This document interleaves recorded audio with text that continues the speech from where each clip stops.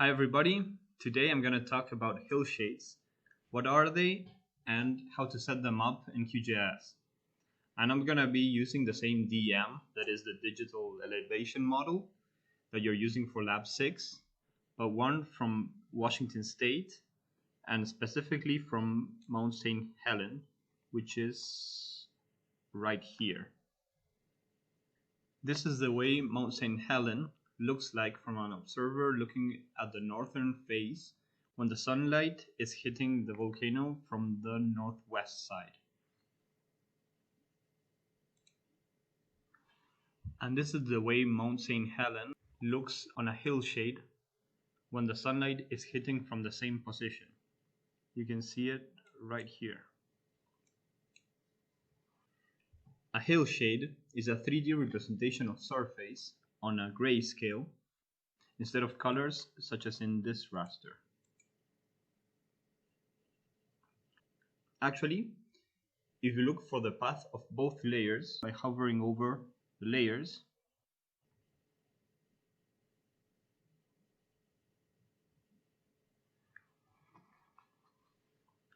and since we chose to duplicate them, we find that they both have the exact same file path. The only difference, apart from color, is that hillshades take into account the sun's relative position for the shading of the raster. We set up the position of the sun using the fields of azimuth and altitude. But what are these? Say we're looking at this map center Mount St. Helen. This is equivalent to looking at the volcano from the zenith. The azimuth is the horizontal angle distance from the sun relative to the north as seen from Mount St. Helen. And the altitude is the perpendicular angle distance from the horizon to the sun. The azimuth is positive clockwise and altitude is positive upwards. Now that we know what azimuth and altitude are, we can play with these parameters to see the effects on shades on Mount St. Helen.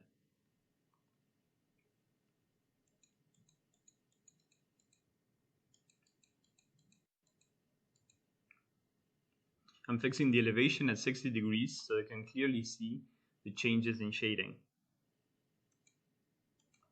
As I change the azimuth, different parts of the surface of the volcano receive sunlight while others appear shaded.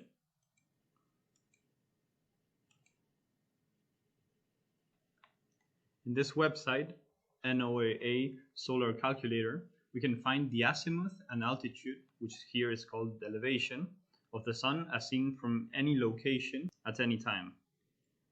Let's see how Mount St. Helen looked like by noon the day summer started.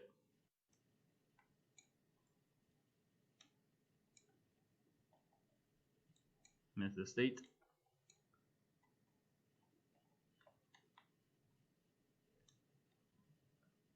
So that's Mount St. Helen. And here we pick June the 21st and by noon.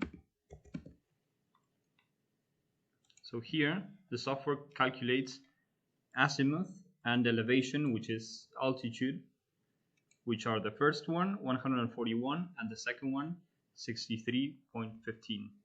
We copy these two values into QGIS.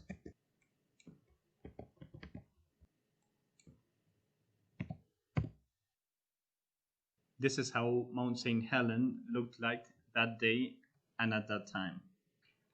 The last thing to consider when setting up a hillshade is the blending mode.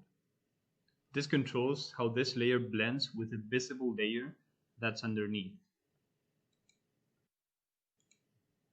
This is important. The hillshade must be the layer on the top.